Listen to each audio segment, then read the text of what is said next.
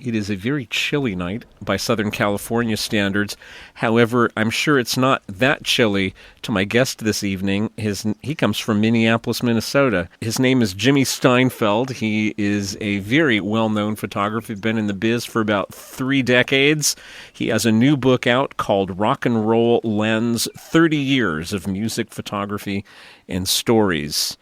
And you can't see the photography here on the radio, but you can hear some of the stories. Jimmy Steinfeldt, welcome to Headroom. Barry, it's a pleasure to be here. What has the reception so far been for this book? It's been out for, 2 or 3 months now? Yes, the reception's been outstanding. Mm-hmm. I guess you could say I spent 30 years working on the book, but I spent the last 2 years really working on the book. Mm-hmm. Now, distilling 30 years of work into a book of this size, I'm sure it was difficult to decide what you were going to include and what painfully you had to exclude. That's correct. Going through basically 2,000 bands, which is about what I photographed over the decades, picking what I think are my best pictures, and of course, figuring out which ones had stories to go with it. You have one of my favorite kind of careers where you did not particularly set out to be a rock and roll photographer. Why don't you tell the listening audience how you literally fell into this business? It really began as a hobby. I started taking my camera to concerts, and pretty quickly I noticed that I really had a knack. The pictures were very good, and then I started to get them published in little local magazines back in Minneapolis and St. Paul. And then one day I had the guts to contact this new magazine at that time called Spin Magazine, which had just launched in New York. Mm-hmm. And I just telephoned them, and I figured they're new, I'm kind of new to this, and I told them I wanted to contribute. And they said, well, they pretty much had their photography bases covered, but they wondered if I had any photographs of George Thorogood. And it just so happened I had just photographed him. So I was able to say, yes, I have. So my very first picture, nationally syndicated, was in Spin of George Thorogood. Now, the thing is, when you were starting out, I mentioned at the top of the show, you are from Minneapolis. You started taking pictures at a time when that music scene was really something quite special. It was exploding. At that time, in the early 80s, a number of bands were really making a splash worldwide. Of course, Prince. Yeah, but especially that's when he was. He had put out a couple of albums already, but there was Purple Rain. He was really starting to get a global reach at that moment. And that's correct. Very identified with Minneapolis too. I think to this day, doesn't he still live? Yes, I think he still lives there. He still lives in Minneapolis, yeah. And there's a picture in the book from that Purple Rain era, and other bands like The Replacements. One of my favorites ever.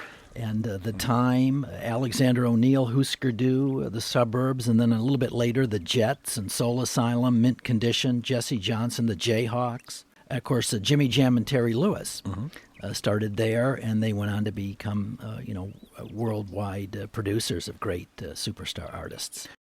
Do you have? Did you have a particular favorite band at that time that you especially went to see all the time in Minneapolis, a local band? One of my favorite bands was The Suburbs, and then of course certainly The Replacements, it was always very exciting to see Prince. By then he was worldwide known, and there he was in our small city. Mm-hmm. Right. Now, eventually you realized that if you were truly going to make a career of this and not just shoot local venue photography for magazines, you were going to have to move to Los Angeles. That's correct. Yeah. When did that happen? That happened in 1996. Mm-hmm. To me, the charm of the book, the photography is great. Thank you.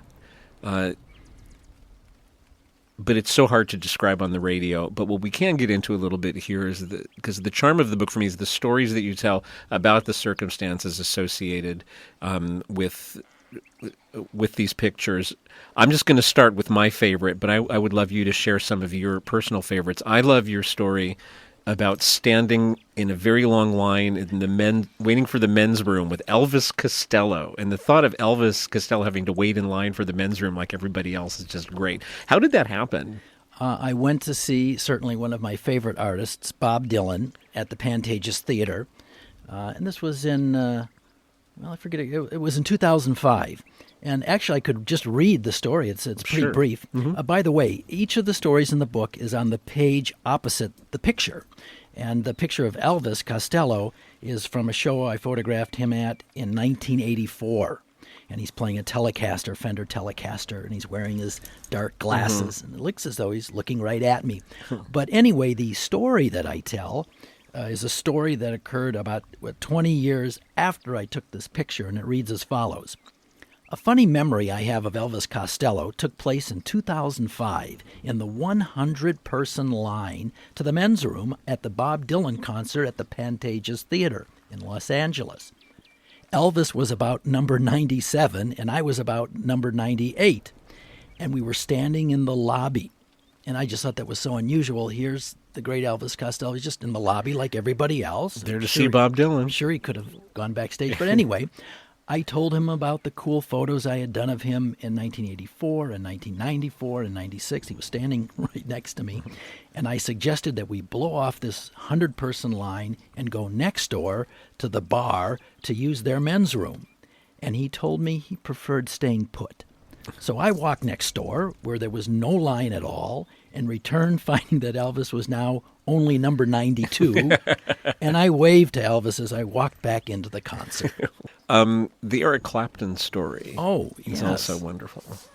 It's a most interesting story, I think. And the picture that sits opposite the story I'll read is Eric Clapton playing his Stratocaster guitar, and he's wearing a beautiful checked suit, sport coat and pant, and a yellow shirt that's covered with sweat because he's been playing so hard there. And here's the story that goes with this picture, which I took in 1987. I took Jean, one of my models, to an Eric Clapton show. You see, I also did a lot of fashion photography through the years. So anyway, I took one of the models to the Eric Clapton show, and on the way, she told me how excited she was because she loved Tom Petty. We're going to see Eric Clapton, I explained. Eric Clapton, Tom Petty, same thing, she said. And I realized she had no idea who this musical giant was. As we drove, I gave her a brief history lesson. We had excellent concert seats, and after I had photographed the first 3 songs, I returned to our seats, but Jean wasn't there. After the show was over and nearly everyone had left, here struts Jean from backstage. Here's your backstage pass, Jimmy, she said. Follow me. Turned out, during the show, the whole band had been checking her out, and their tour manager had hooked her up with passes. So in the end, it was Jean who introduced me to Eric Clapton. Wow, that's great. Turnabout. So the moral is bring a pretty girl to the show. Always. What was it like having George Clinton in your house? That thought boggles my mind. It was great. George Clinton I had photographed many times through the years. Of course, he influenced greatly Prince, and I had seen George Clinton up at Prince's studio back in Minneapolis, St. Paul area. But when I moved out here to Los Angeles, the occasion arose where I had the opportunity to photograph George Clinton, and he came up to my studio to do a photo shoot, and he's a very accomplished painter. So he brought his canvases and his paints, and he set up a little studio, if you will, in my studio. And in the book, and there's, of course, his pictures in my book. And when he was painting, he spilt paint on the floor of my studio. But I've never cleaned it up. Otherwise, did he behave himself other He than did. spilling? Very good. And you've done the album cover for Miles Davis. I did. One of his live albums, absolutely. A legend. Not just a star, but a legend. He really was one of a kind, and I had an opportunity to photograph him at least twice. I photographed him once at Prince's nightclub Glam Slam, and Prince had a club Glam Slam here in Los Angeles and one in Minneapolis. Did he ever have much to say? Did you get to chat with him at all? I did get to chat. 'Cause I know he was a quiet guy. Yeah, I did get to visit with Miles Davis, and he was great. We were rap was just starting to become very big at that time. And there was a rapper with us, and Miles was talking to the youngster, I forget who it was, but about how much he admired how music was taking a really cool turn at that time. Oh. And, of course, Miles had that voice, that unusual voice. And he was just an amazing person. Yeah. He was also a visual artist, Miles Davis. That's right. He was a painter. In fact, at that particular evening that I met him, I brought a picture of him that I had taken in previous years. He appreciated that, thanked me, and I brought one for him to sign for me as well. And he not only signed it, he doodled all over it. And his doodling was not like most people's doodling. It was really very artistic. And, of course, it's a very cherished picture by me. Sure it is. It's amazing how many of these gifted musicians were good visual artists too. I know Jerry Garcia. Right. Also, Jerry's in the book. Sitting right there on the cover of this book is Michael Jackson. Absolutely. Was that a big deal for you to get to photograph Michael? It was. Yeah. I mean, he certainly was the biggest artist in the world, and this was the Bad tour. One of the backup singers on that tour was Sheryl Crow. I didn't know that. Yeah. So I have maybe one or two pictures of Sheryl from that show. I've photographed Sheryl Crow many other times of, her shows, but that's kind of a cool time capsule. There's the great Michael Jackson, one of his backup singers is soon to be known Sheryl Crow. Tonight being December 21st, I think of REM, and I think they had the song, The End of the World as We Know It. That's right, and I Feel Fine. That's right. So if you want, I could read one other story. Yeah, it's great. Let's finish with that, because it's a funny one. I like it. Okay. Well, I'll tell very briefly. The picture of Michael Stipe, it's very dark, and it's green light. And the interesting thing is he has hair down to his shoulders. He used to have very long hair, and he had the eye makeup. Okay, and this is the story I wrote with the picture. One of the darkest concerts I ever photographed was REM's in St. Paul, Minnesota. The darkly lit space meshed with their musical themes. Years later, I was hanging out at the Loring Bar in Minneapolis when I looked at a table across the room and spotted Michael Stipe, sitting alone.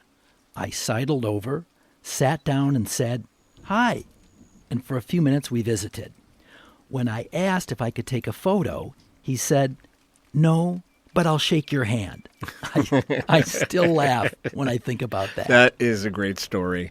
And I think you can all hear what a great storyteller Jimmy Steinfeldt is. But why don't you check out his photography too? Jimmy, where's the best place for them to do that? They can just go to my website, jimmysteinfeldt.com, and there's all the information about it. And all the pictures in the book, you can see them on the website. And just check it out at jimmysteinfeldt.com.